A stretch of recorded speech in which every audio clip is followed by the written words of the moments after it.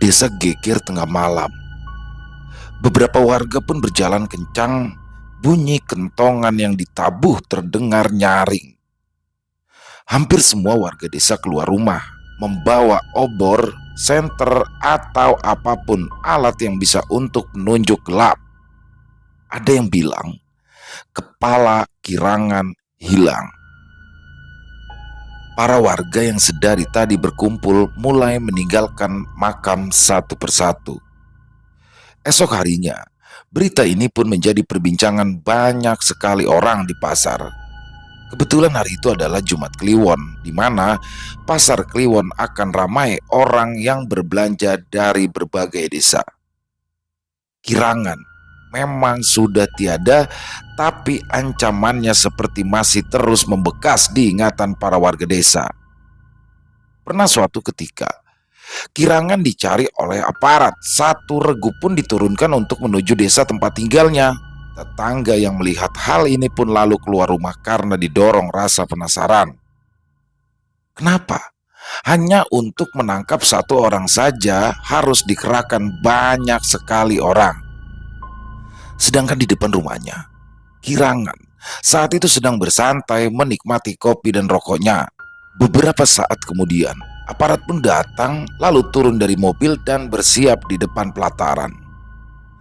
Kirangan meminum kopinya, menghisap rokoknya, asap pun ia kebulkan ke atas. Asap tebal muncul, mulutnya mulai merapal mantra. Regu aparat tiba-tiba berbalik arah, kembali lagi ke mobilnya lalu pergi begitu saja. Ya, semua orang yang melihat itu pun hanya melongo sampai akhirnya selang 2 minggu 2 orang polisi pun datang ke desa. Dengar-dengar polisi ini khusus didatangkan dari Pulau Dewata. Disitulah Kirangan pun akhirnya bisa ditangkap dan dikalahkan seperti yang sering orang-orang katakan bahwasanya di atas langit masih ada langit. Cerita ini pun terus berkembang di masyarakat sekitar, terus menjadi pembicaraan hingga akhir hayat Kirangan. Dan kini, setelah kematiannya, petaka pun seolah terus menyelimuti warga desa. Setelah kejadian pada malam hari di makam Kirangan, desa seperti mendapati teror yang terjadi secara terus-menerus. Memangnya ada apa setelah peristiwa itu? Pak Lurah pun di sini hanya terdiam mendengar pertanyaan yang terlontar. Matanya pun menatap tajam ke arah bawah seolah-olah tak ingin menceritakan kejadian itu. Tapi kini mulutnya mulai terbuka. Jadi, malam setelah kepala Kirangan hilang, desa pun mendapatkan teror dari sosok pocong yang berkeliaran di desa ini. Dan yang mengawali saat itu adalah Rohim. Ucapnya pelan.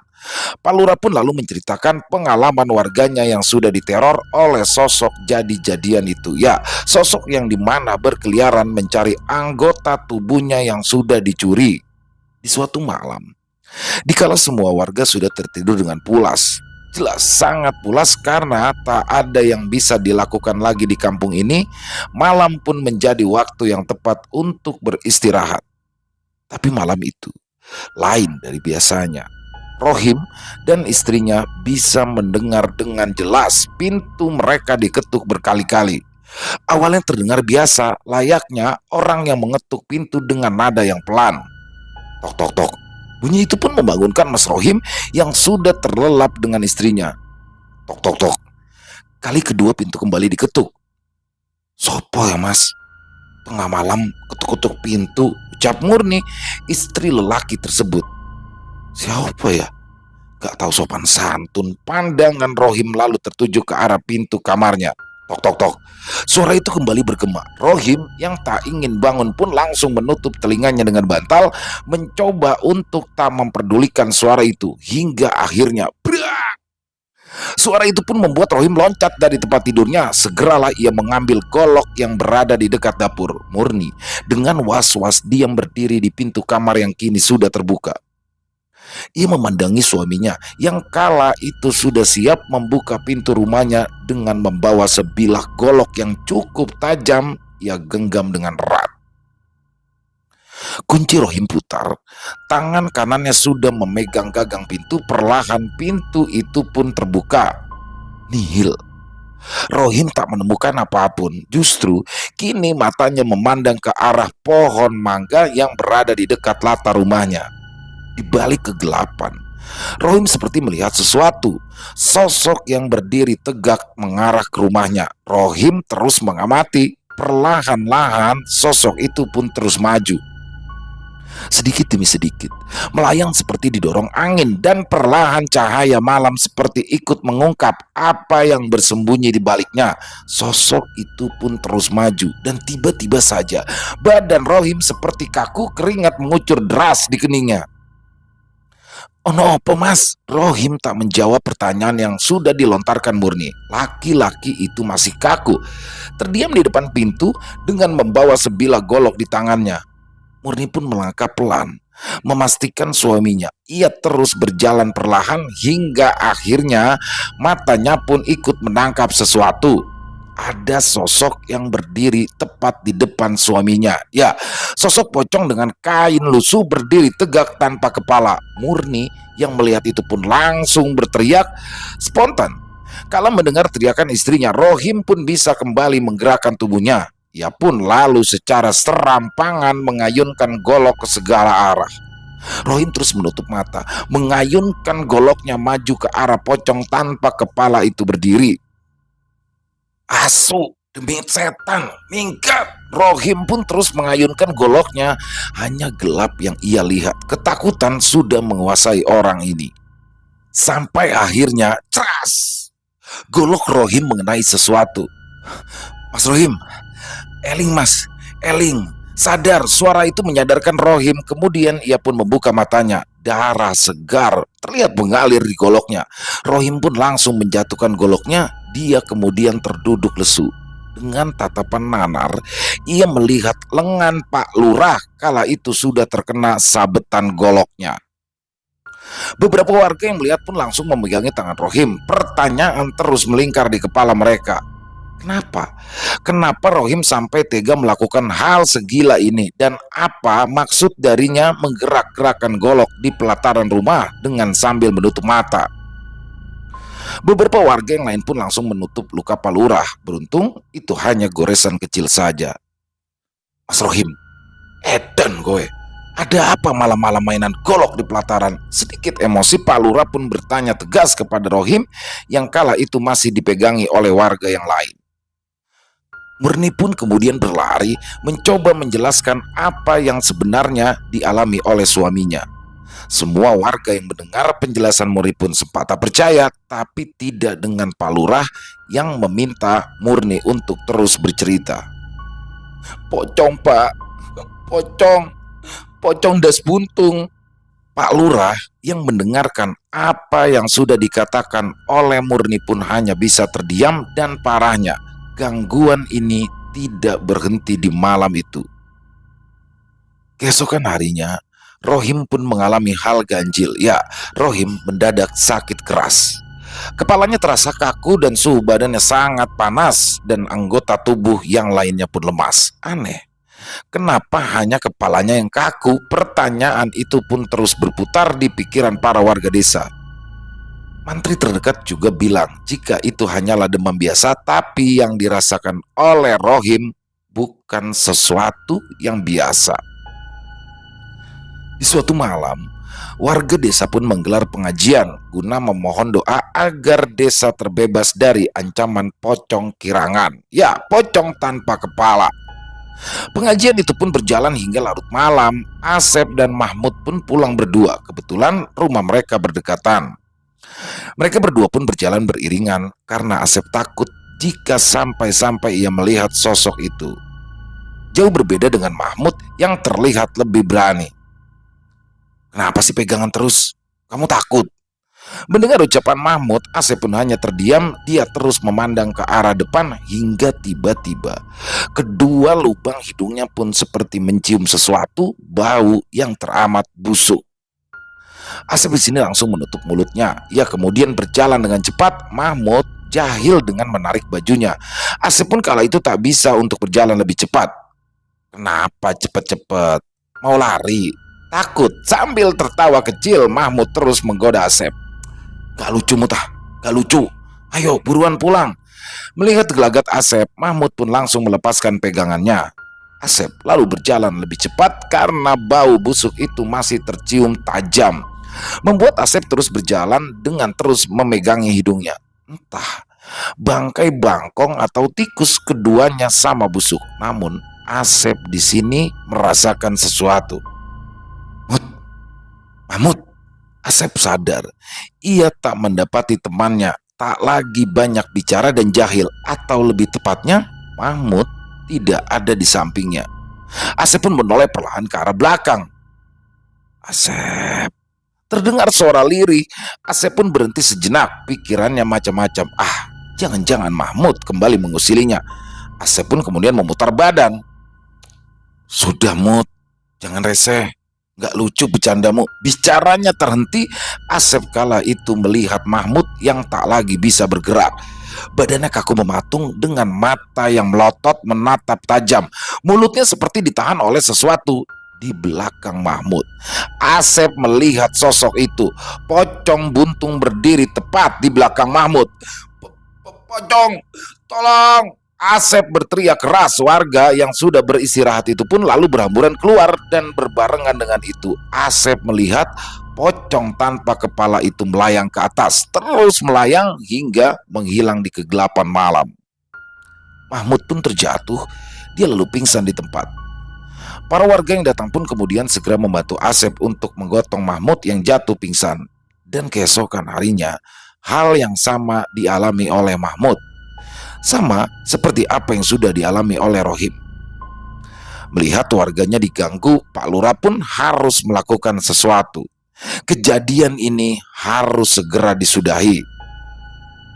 Seminggu sudah warga desa diganggu kirangan yang kini berubah menjadi pocong buntung atau pocong tanpa kepala. Tak ada satupun yang mampu menghilangkan teror pocong. Sudah seminggu juga beberapa warga yang melihat sosok itu pun jatuh sakit. Sampai akhirnya Sastro yang merantau Sastro, seorang pria yang merantau di kota, datang kembali ke desanya. Pak Lurah kenal betul dengan Sastro. Ia pun lalu bercerita pada Sastro tentang desa yang terus-terusan diganggu oleh pocong buntung jelmaan kirangan. Sastro yang mendengar itu pun tidak terkejut, karena Sastro paham betul ilmu kanuragan apa yang sudah dijalani oleh kirangan. Kirangan itu belajar ilmu irengan. Makanya dia itu bisa nyantet, ngepet, pelet, semuanya bisa. Sastro menyimpulkan hal itu karena memang Sastro paham banyak orang yang lebih memilih irengan untuk menjadi sakti karena syaratnya mudah. Hanya butuh mental saja yang kuat. Pertukaran nyawa, meminum darah, memakan daging mentah hewan atau manusia, free sex, semuanya bisa dilakukan untuk mendapatkan ilmu kanuragan yang sifatnya hitam. Terus bagaimana, Tro? Apa yang harus kita lakukan untuk ini? Pak Lurah sudah ingin mengakhiri teror yang terjadi di desanya itu. Bongkar kuburannya, bakar mayatnya, karena api harus dikembalikan kepada api, bukan kepada tanah. Pak Lurah paham?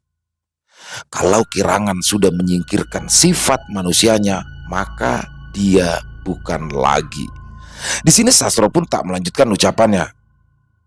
Aku paham, Tro. Aku paham. Sudah, aku akan lakukan. Jika memang harus membongkar kuburan Bapak, aku yang anaknya paham apa yang pernah dia lakukan di masa hidupnya.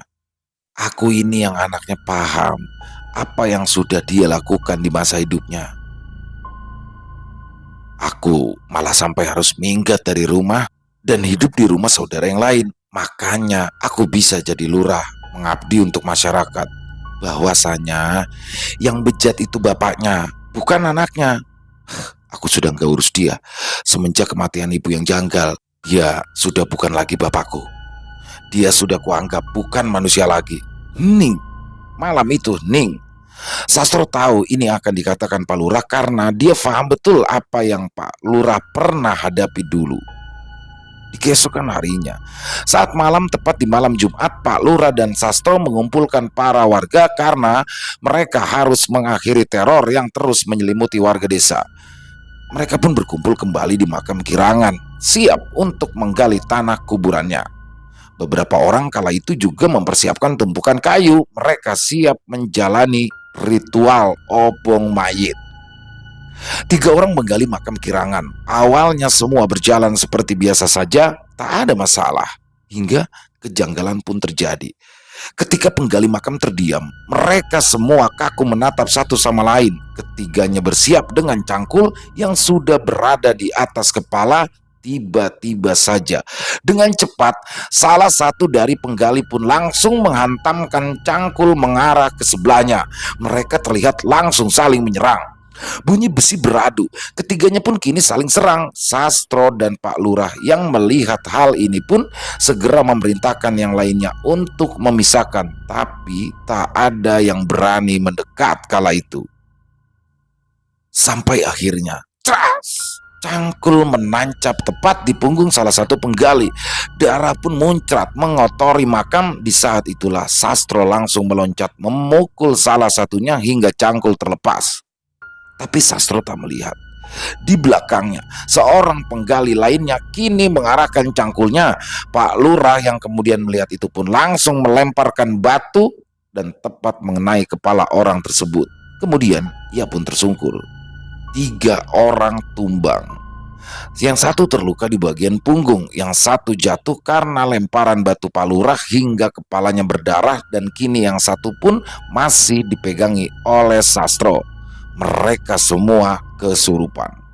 Tapi entah ada hubungannya atau tidak, karena tiba-tiba saja angin bertiup sangat kencang.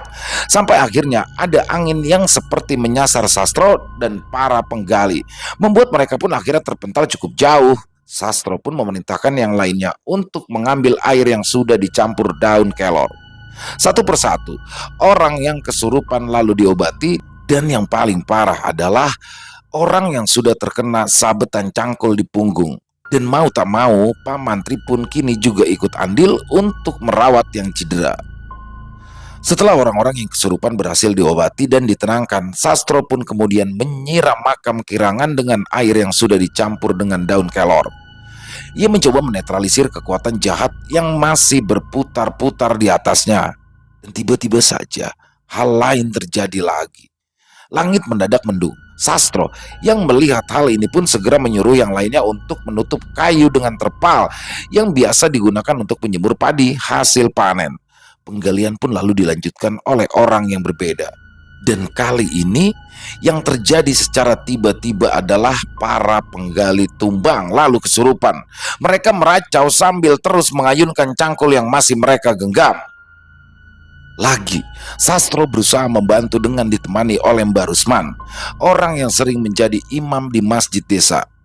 Mereka berdua mencoba menenangkan dan menyadarkan orang-orang yang tiba-tiba saja kesurupan. Tapi masalah belum berhenti di sini. Tetes air dari langit mulai turun secara tiba-tiba, dan ini akan mempersulit proses pembakaran nantinya. Sastro pun kemudian terdiam. Ia lalu membisikkan sesuatu kepada Pak Lurah. Dia berjalan mengelilingi kayu yang kala itu sudah ditutup terpal. Tatapannya fokus. Ia terus menghisap rokoknya, menyembulkan asapnya ke atas, terus berjalan. Pak Lurah kala itu memerintahkan agar tak ada satupun orang yang mengajak bicara Sastro karena saat ini dia harus menjalankan ritual Topo Bisu dan harus mengalihkan hujan yang datang. 2 ritual ilmu kanuragan sekaligus ia lakukan. Topo Bisu untuk berkonsentrasi mempercepat proses, sedangkan Tadang Udan untuk menghalau hujan yang datang. Sastro harus menjalani 2 syarat sekaligus: tidak berbicara dan tidak buang air kecil saat melakukannya. Lambat laun, awan hujan seperti bergeser, dan berbarengan dengan itu proses penggalian pun sudah selesai. Dan lagi, Pak Lurah di sini harus menyaksikan jasad bapaknya Kirangan yang tak utuh dan sudah mulai muncul belatung. Bau busuk menyeruak. Beberapa orang pun muntah tak tahan dengan aroma mayat yang sudah hampir 2 minggu itu dikebumikan. Tapi proses harus segera dilakukan. Mayat Kirangan harus segera dibakar. Terpal dibuka, minyak tanah dituang di atas kayu dengan jumlah banyak. Ya, Kirangan digotong oleh beberapa orang, lalu diletakkan di atas kayu yang sudah tersusun. 4 orang mengelilingi kayu. Semuanya terlihat membawa obor. 4 orang berdiri tepat di posisi seperti melambangkan 4 arah mata angin. Lor, kidul, kulon, dan wetan, dalam istilah lain utara, selatan, barat, dan timur. Api kini sudah dinyalakan. Komando di tangan Sastro. Ia merapal mantra dengan lirih. Tangannya diangkat ke atas, jari-jarinya terbuka. Tepat saat Sastro mengepalkan tangan, ke-4 orang itu pun langsung melemparkan obor yang ada di tangan mereka masing-masing. Sastro terus merapal mantra. Api pun kemudian membumbung tinggi, menghangatkan malam yang tadinya dingin menusuk tulang. Pisatro, sudah selesai? Tanya Pak Lurah mencoba memastikan. Sudah, Pak. Semua sudah selesai. Yang hitam bisa dilawan dengan yang putih. Begitu juga sebaliknya. Di dunia ini, keduanya sama kuat, sama-sama imbang. Tinggal manusianya saja memilih menjalani yang mana. Mayat Kirangan terbakar dengan hebat. Kian lama, api kian mengecil.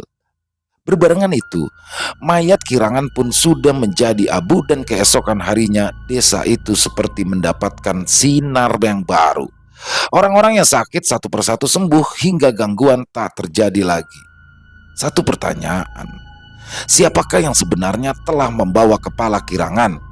Apakah itu proses dari ilmu kanuragan hitam yang dianutnya, atau memang ada orang yang memanfaatkan ini semua? Selang beberapa hari, beberapa orang ada yang melihat sesuatu di malam hari. Ya, saat melewati jalan yang kanan kirinya pesawahan. Rumornya mereka melihat seperti ada yang melayang, mirip seperti api terbang, dan tepat muncul saat malam Jumat Kliwon.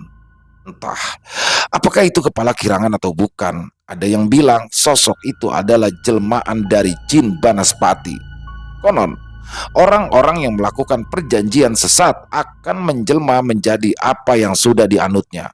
Dan sosok jin Banaspati adalah salah satu sosok yang biasanya dipuja untuk mencari ilmu kanuragan tingkat tinggi.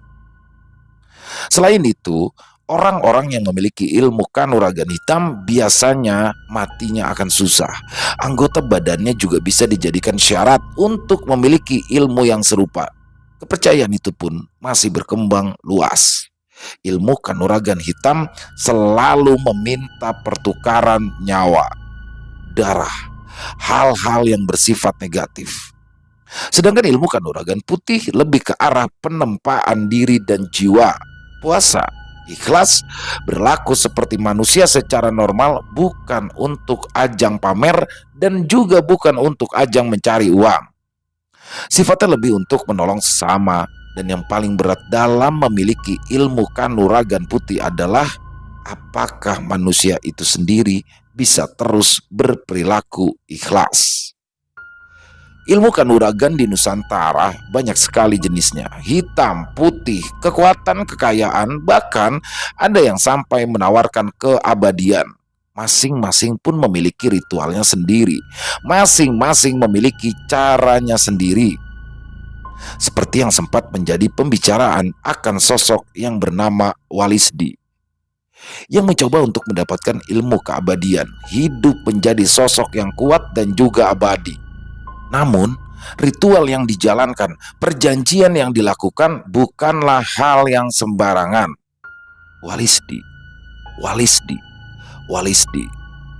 Sebut namanya 3 kali sambil menutup mata. Itu adalah cara paling mudah untuk memanggil sosok pocong gundul. Ya, Walisdi adalah dukun ilmu hitam yang memiliki dendam masa lalu sehingga ia ingin menjadi orang yang sakti. Sayangnya, cara yang digunakan membuatnya harus melakukan perjanjian dengan sosok gaib Banaswati. Walisdi kemudian menjelma menjadi pocong gundul. Dengan energi yang sangat kuat, ia bisa muncul kapan saja saat kita memikirkannya. Dan kini, sosok Walisdi dikenal dengan sosok pocong gundul. Ya, sosok gaib yang memiliki kekuatan sangat besar dan juga membahayakan. Jangan coba memanggil namanya saat sendiri, atau nanti petaka akan datang menyertai. Sosok pocong gundul Walisdi ini mencari korban dengan weton yang sama dengannya, yaitu weton Selasa Kliwon. Dalam sisi manusia, selalu ada hal baik dan buruk.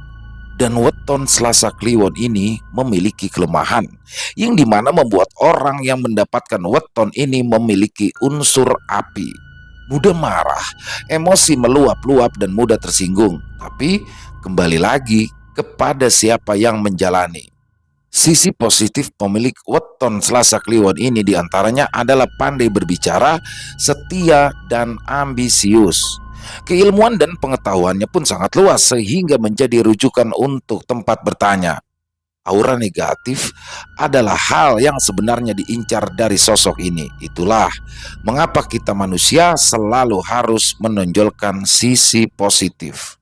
Karena hal yang negatif sangat disukai oleh sosok seperti Walsidi ini. Walsidi sendiri bersekutu dengan jin Banaspati atau jin api. Jenis jin satu ini dalam kepercayaan masyarakat dikenal sebagai hantu yang bertubuh api. Makhluk mistis ini memiliki kekuatan yang sangat besar. Auranya panas, mudah menarik sesuatu hal yang bersifat panas juga. Konon kabarnya, ada salah satu sekolah di Yogyakarta dikenal sebagai tempat angker dan kabarnya sering sekali muncul penampakan yang berwujud pocong gundul. Namun, sosok ini berbeda dari yang biasanya dilihat oleh orang-orang. Pocong gundul sendiri merupakan perwujudan dari sosok manusia yang merupakan dukun ilmu hitam bernama Walisdi. Kabarnya, ia meregang nyawa karena pertarungan supranatural melawan dukun ilmu putih. Dan saat Walsidi akan meregang nyawa, ia berpesan untuk tidak melepaskan ikatan tali pocongnya kecuali di bagian kepala. Berlatarkan ketidakpuasan diri, energi negatif, dendam, amarah, kebencian membuat Walisdi memutuskan mencari ilmu hitam di sebuah kaki gunung yang terkenal sangat angker. Ia pun akhirnya bercita-cita untuk menjadi orang yang tidak terkalahkan dengan menggunakan ilmu hitam yang sangat kuat. Dan saat itulah ia pun membuat perjanjian dengan hantu berwujud kepala api atau yang sering disebut Banaspati. Kirangan dan Walisdi adalah sebagian kecil manusia yang bisa disebut menguasai ilmu kanuragan Nusantara. Dan keduanya adalah contoh orang yang memiliki ilmu irengan atau hitam. Kematian keduanya pun menyisakan teror yang akhirnya harus dialami oleh orang lain. Ilmu kanuragan bukanlah hal yang sembarangan. Salah pada saat mempelajarinya pun bisa beresiko menjadi gila, dan salah dalam memakainya pun bisa terbawa hingga akhirnya menjadi sosok yang setelah kematiannya meninggalkan ketakutan yang mendalam pada diri manusia lainnya. Selesai. Wow, kisah yang sangat luar biasa, dan ini baru pertama kali ya saya secara pribadi membawakan kisah yang seperti ini, dan horornya dapat dan juga banyak sekali pengetahuan ya yang bisa kita dapat dari kisah yang barusan dibawakan. Dan yang pastinya semoga bisa menghibur para teman-teman, para pecinta horor, para penikmat horor, khususnya para subscriber dari Ilo Bercerita. Dan thread barusan ini, kisah barusannya ditulis oleh Mas Nugro Agung. Halo Mas Nugro Agung, luar biasa kisah-kisahnya, selalu dinanti ya. Dan teman-teman silakan diambil hikmahnya yang baik-baik saja dari kisah barusan dan dibuang saja yang buruk-buruknya. Dan silakan yang mungkin punya komentar lain bisa tulis di kolom komentar ataupun hanya sekedar saling menyapa. Silakan, insya Allah kami akan membalasnya satu persatu. Dan buat yang suka dengan videonya bisa di-share linknya ya ke teman-temannya ataupun ke saudara-saudaranya. Dan jangan lupa diklik tombol like-nya, tombol jempolnya. Dan buat yang belum subscribe, jangan lupa juga untuk ditekan tombol merah subscribe-nya. Lalu lonceng notifikasinya jangan lupa diaktifkan agar teman-teman selalu mendapatkan notifikasi dari konten-konten yang akan kami upload selanjutnya. Dan buat teman-teman mungkin yang mau yang punya kisah ya, yang punya kisah pribadi yang bertemakan horor misteri, baik bisa pengalaman diri sendiri ataupun pengalaman teman, saudara atau yang lainnya, tapi berdasarkan kisah nyata dan ingin dibawakan di Ilo Bercerita maupun di channel Extreme Movie, silakan bisa dikirimkan ke kami dalam bentuk tulisan boleh, dalam bentuk rekaman suara juga boleh. Intinya senyamannya teman-teman aja ya. Silakan bisa dikirimkan ke nomor telepon kami yang ada di 087845094752. Kami ulangi 087845094752. Dan buat teman-teman yang sudah mengirimkan kisah ya, tapi belum dibawakan, harap bersabar ya, karena kami masih harus menggarapnya satu persatu dan insya Allah kami akan membawakan seluruh kisah yang sudah teman-teman kirim. Dan di akhir kata, saya Ilo mengucapkan permohonan maaf apabila ada kata-kata saya yang salah. Apabila ada kata-kata saya yang mungkin kurang berkenan di hati teman-teman semua, saya mohon dibukakan pintu maaf yang seluas-luasnya karena saya hanyalah manusia biasa, tempatnya salah dan dosa.